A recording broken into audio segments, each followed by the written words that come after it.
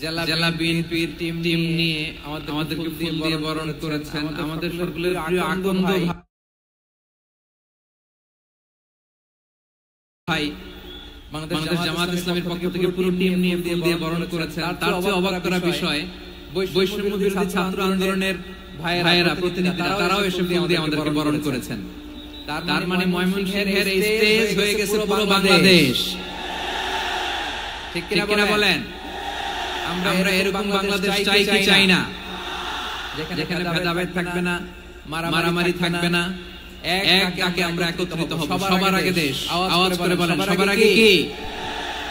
দেশের প্রশ্নে আমরা ঐক্যবদ্ধ। এই যে 24 ছাত্র নাগরিক অভ্যুত্থান, এরপরেও যদি আমরা একত্রিত হতে না পারি, এটা আমাদের জন্য আফসোসের।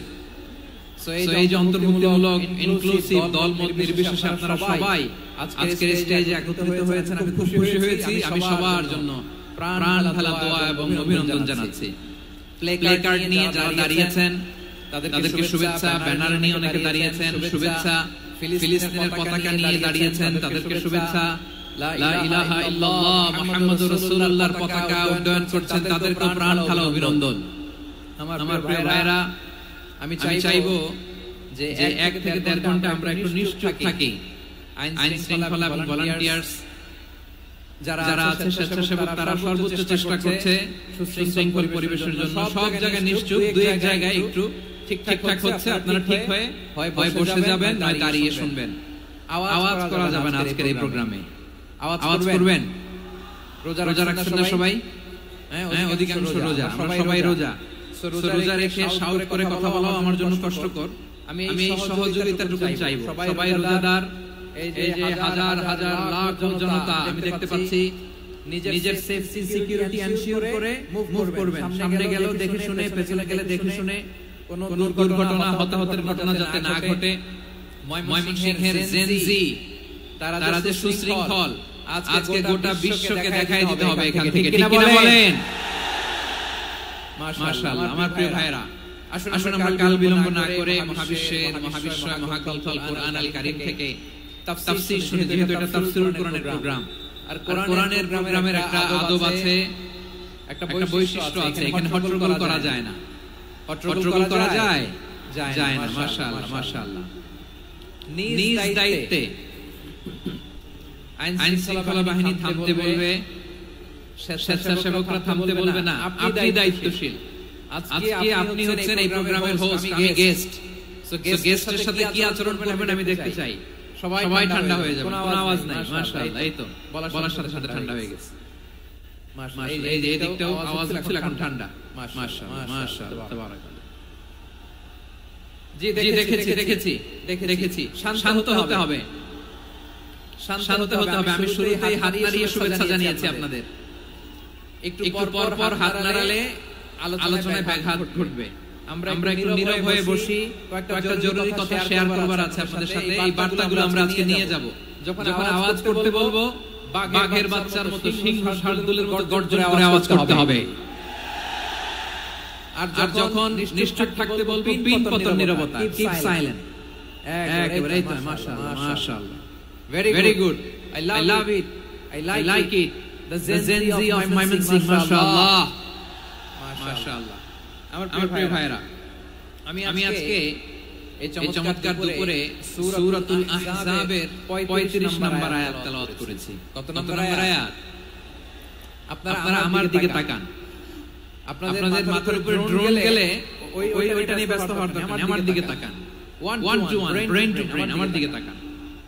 সূরা আহজাবের 35 নম্বর আয়াত। আওয়াজ করে সবাই বলেন তো, কয় নম্বর আয়াত? 35 নম্বর আয়াত। এই আয়াতে আল্লাহ তাআলা তার প্রিয় বান্দাদের 10টি বৈশিষ্ট্যের কথা বলেছেন। কয়টি? আজকে 10টি বৈশিষ্ট্য নিয়ে আমরা আলোচনা করব। আল্লাহ তাআলা কাদেরকে পছন্দ করেন? আমরা আল্লাহ তাআলার প্রিয় ভাজন, প্রিয় বান্দা হতে চাই কি চাই না? বলেন তো। চাই। এবং যাদের মধ্যে এই 10টি বৈশিষ্ট্য থাকবে, তাদের জন্য আল্লাহ তাআলা ক্ষমা এবং মহা প্রতিদানের ব্যবস্থা রেখেছেন। এই 10টি গুণ যাদের মধ্যে থাকবে, তাদের জন্য আল্লাহ তাআলা ক্ষমা এবং মহা প্রতিদানের ঘোষণা দিয়েছেন। সুবহানাল্লাহ বলেন। এবং এই 10টি বৈশিষ্ট্যের মধ্যে ইসলামের মৌলিক যে মূল্যবোধগুলো, মোরালিটি, এথিক্স, এগুলো চলে এসেছে, মৌলিক কথাগুলো। দিন ইসলামের প্রায় সকল অনুষঙ্গের সমাবেশ ঘটেছে এই আয়াতে। এবং এই আয়াতে পুরুষের পাশাপাশি নারীদেরকে আল্লাহ তাআলা স্পেশাল গুরুত্ব দিয়েছেন। সুবহানাল্লাহ বলবেন না? Gender equality in terms of getting rewards, প্রতিদান বা সওয়াব পাওয়ার দিক থেকে ইসলামে নারী পুরুষ সমান। অনেকে বলে ইসলাম নারীদেরকে ঠকিয়েছে, নারী পুরুষ নাকি সমান না। অনেক নারীবাদীরা বলেন, আমি প্রিয় বন্ধুদের বলবো এই আয়াতের দিকে তাকান, সূরা আহজাবের 35 নম্বর আয়াতের দিকে তাকান। এই আয়াতে নারী পুরুষ সমান। সুবহানাল্লাহ বলুন তো সবাই। Gender equality in terms of getting reward, নেক কাজ করলে সওয়াব পাওয়ার ক্ষেত্রে পুরুষ যেমন নারী তেমন। আল্লাহু আকবার। দান করলে পুরুষের যেমন সওয়াব, নারীরও তেমন সওয়াব। রোজা রাখলে পুরুষের যেমন সওয়াব, নারীরও তেমন সওয়াব। নাকি পুরুষ রোজা রাখলে বেশি সওয়াব, নারী রোজা রাখলে কম সওয়াব? হ্যাঁ, ব্যাপারটা কি এরকম? আওয়াজ করে বলেন ময়মনসিংহ, ব্যাপারটা কি এরকম? না, ইকুয়াল। নেক কাজের সওয়াব বা প্রতিদান পাওয়ার দিক থেকে সবাই সমান, নারী কিংবা পুরুষ, কোনো পার্থক্য নাই। প্রিয় ভাইরা, এই আয়াতে পুরুষের পাশাপাশি নারীদের কথা বিশেষভাবে বলা হয়েছে। এই আয়াতটি নাজিলের একটা প্রেক্ষাপট আছে, শানে নুজুল আছে। আমাদের প্রিয় আম্মা জান উম্মে সালামা রাদিয়াল্লাহু তাআলা আনহা, উনি একবার আল্লাহর রাসূল সাল্লাল্লাহু আলাইহি ওয়াসাল্লামকে বললেন, ইয়া নবী আল্লাহ, মালি আসমা'উ রিজালা ইযকারুনা ফিল কুরআন ওয়ান নিসাউ লা ইযকারনা। নবী হে, এমন কেন আমি কোরআনে দেখি যে প্রায় পুরুষদের কথা বলা হয় কিন্তু নারীদের নিয়ে কথা নাই, পুরুষবাচক শব্দ ব্যবহার করা হয়, নারীবাচক শব্দ ব্যবহার করা হয় না, এর কারণটা কি? ফাআনজালাল্লাহু তাআলা হাযিহিল আয়া। এরপর আল্লাহ তাআলা উম্মে সালামা রাদিয়াল্লাহু তাআলা আনহার এই কথার প্রেক্ষিতে তার এই অ্যাপিল, তার এই আবেদন, তার এই আকাঙ্ক্ষা পূরণের জন্য এই আয়াতটি নাযিল করেন। চিল্লায়ে পড়েন সুবহানাল্লাহ। যাতে আল্লাহ তাআলা পুরুষবাচক শব্দের পাশাপাশি নারীবাচক শব্দ ব্যবহার করেছেন।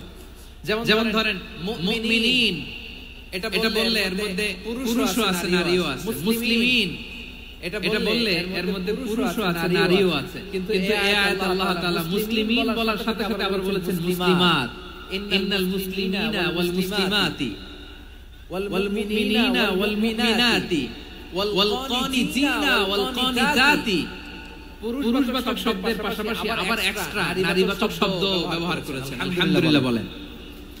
প্যান্ডেলে যে সমস্ত আমার বোনেরা নারীরা আছেন, আপনাদের খুশি হওয়ার কথা যে উম্মে সালামা রাদিয়াল্লাহু তাআলা আনহা, আমাদের আম্মা জান, বিশ্বনবী সাল্লাল্লাহু আলাইহি ওয়াসাল্লামের প্রিয়তমা স্ত্রী, তিনি তো আপনাদেরই প্রতিনিধি, আপনাদের রিপ্রেজেন্টেটিভ হয়ে তিনি বলেছিলেন শুধু পুরুষবাচক শব্দ কেন, নারীদের কথা কই? আল্লাহ তাআলা নারীদেরকে খুশি করবার জন্য তাদের এই আবেদনের প্রেক্ষিতে প্রতিটি শব্দ পুরুষবাচক শব্দ ব্যবহারের পাশাপাশি নারীবাচক শব্দ ব্যবহার করেছেন। আওয়াজ করে পড়ুন আল্লাহু আকবার। তার মানে নেক আমল করলে, ভালো কাজ করলে, সৎ কর্ম করলে সেটাতে নারী আর পুরুষ সমান। পুরুষ ইবাদত করলে যেই সওয়াব, নারীরা করলেও সেই সওয়াব। পড়েন সুবহানাল্লাহ। That means women has been given extra attention in this verse. Subhanallah. How sensible Islam is and how lucky we are. আমরা কত লাকি। নারীদের প্রতিনিধি উম্মে সালামা বলার সাথে সাথে তাদেরকে খুশি করার জন্য আল্লাহ পুরুষবাচক শব্দের পাশাপাশি নারীবাচক শব্দ দিয়ে একটা গোটা আয়াত নাযিল করেছেন। সুবহানাল্লাহ। তাহলে আসুন আমরা দেখি কোন 10টি বৈশিষ্ট্য আল্লাহ তাআলা এখানে উল্লেখ করলেন যাদেরকে আল্লাহ তাআলা পছন্দ করেন। আওয়াজ করে আমার সাথে বলেন তো, এখানে কয়টা বৈশিষ্ট্যের কথা বলা হয়েছে? কয়টা? 10টা শুনবেন তো? শুনে একসাথে বিদায় নেবেন তো? নাকি আগে উঠে যাবেন? আমি ওঠার আগে কে উঠবেন? হাত তুলেন তো দেখি। আমি ওঠার আগে উঠে যাবেন? ভুলে চলছে না? আচ্ছা ঠিক আছে। শান্ত হইতে হবে, শান্ত হয়ে বসুন আর আমার কথা শুনুন। আমার প্রিয় ভাইরা, তাহলে যে 10টি বৈশিষ্ট্য আল্লাহ তাআলা পছন্দ করেন যে ঈমানদার বান্দাদের মধ্যে থাক, তার এক নাম্বার হচ্ছে আল্লাহ তাআলা বলেন ইন্নাল মুসলিমিনা ওয়াল মুসলিমাতি, নিশ্চয়ই মুসলিম পুরুষ এবং নারী, নিশ্চয়ই মুসলিম পুরুষ এবং নারীকে আল্লাহ পছন্দ করেন। আমরা মুসলিমরা সবাই এখানে আওয়াজ করে বলেন আমরা মুসলিম কিনা? মুসলিমিন ওয়াল মুসলিমাত, মুসলিম পুরুষ এবং নারীকে আল্লাহ পছন্দ করেন। ইসলাম মানে হচ্ছে আত্মসমর্পণ করা, সারেন্ডার করা। ইসলাম মানে সারেন্ডার করা কার সামনে? আল্লাহর ইচ্ছার সামনে, আল্লাহর আদেশের সামনে, আল্লাহর আইনের সামনে আত্মসমর্পণের সারেন্ডারের নামই হচ্ছে ইসলাম। চিল্লায় বলেন ঠিক কিনা? কেউ যখন নিজেকে মুসলিম বলে দাবি করে তখন আল্লাহর কোন বিধান আসলে, আল্লাহর কোন আইন তার সামনে আসলে সেটা মানব কি মানব না এমন কথা বলার তার সুযোগ নাই, মানতেই তাকে হবে। আওয়াজ করে বলেন ঠিক কিনা? আয়াতের পরে আল্লাহ বলছেন ওয়ামা কানা লি মুমিনিন ওয়ালা মুমিনাতিন ইযা কাদাল্লাহু ওয়া রাসূলুহু আমরান আন ইয়াকুনা লাহুমুল খিয়ারাতু মিন আমরিহিম।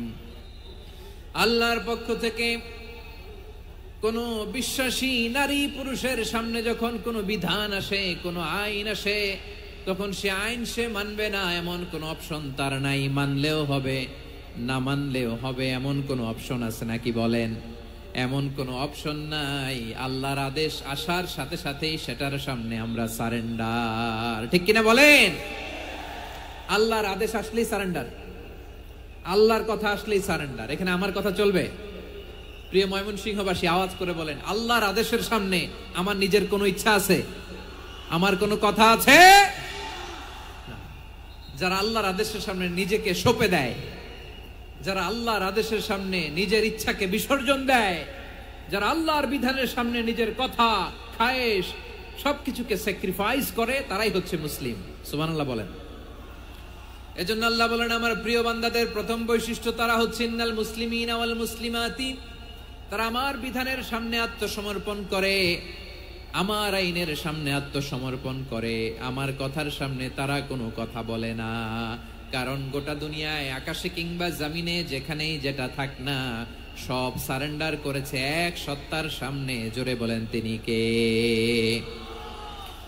রব্বুল আলামিন বলেন ওয়ালাহু আসলামা মান ফিস সামাওয়াতি ওয়াল আরদি তাওআন ওয়া কারহা ওয়া ইলাইহি ইউরজাউন। আকাশ কিংবা জমিনে যেখানেই যেটা থাক না সব কিছু সারেন্ডার করেছে একজনের সামনে। আওয়াজ করে বলতে হবে তিনি কে? সব আল্লাহর সামনে সারেন্ডার করে। সারেন্ডার। আমরাও আল্লাহর ইচ্ছার সামনে সারেন্ডার। আল্লাহর কোনো বিধান দিয়ে যদি কেউ কোনো নসিহত করে আপনি শুনবেন না? না রেগে যাবেন? আল্লাহর আইন দিয়ে যদি আপনাকে আদেশ করা হয়, উপদেশ দেয়া হয়, আপনি শুনবেন না? নাকি রিঅ্যাক্ট করবেন? না, খবরদার রিঅ্যাক্ট করা যাবে না। আল্লাহর বিধানের সামনে বিশ্বাসী বান্দার কোনো অপশন থাকে না, কথা থাকে না। চিল্লায় বলেন ঠিক কিনা? ঠিক যেমন সাইয়েদনা ইব্রাহিম আলাইহিস সালাম আত্মসমর্পণ করেছেন। আল্লাহ তাআলা বলেন ইয ক্বালা লাহু রাব্বুহু আসলিম ক্বালা আসলামতু লিরাব্বিল আলামিন। যখন আল্লাহ সাইয়েদনা ইব্রাহিম আলাইহিস সালামকে বললেন ও ইব্রাহিম ইসলাম ধর্ম গ্রহণ করো, আত্মসমর্পণ করো, সারেন্ডার করো, আল্লাহর খালিল ইব্রাহিম আলাইহিস সালাম কোনো কথা চিন্তা না করে, ডানে বায়ে না তাকিয়ে, কোনো কিছু না ভেবে মুহূর্তেই বলে আসলামতু লিরাব্বিল আলামিন। গোটা বিশ্বের রব আল্লাহর সামনে আমি ইসলাম ধর্ম গ্রহণ করলাম, সারেন্ডার করলাম। সুবহানাল্লাহ বলেন। আল্লাহ বলতে দেরি, সারেন্ডার করতে দেরি নাই।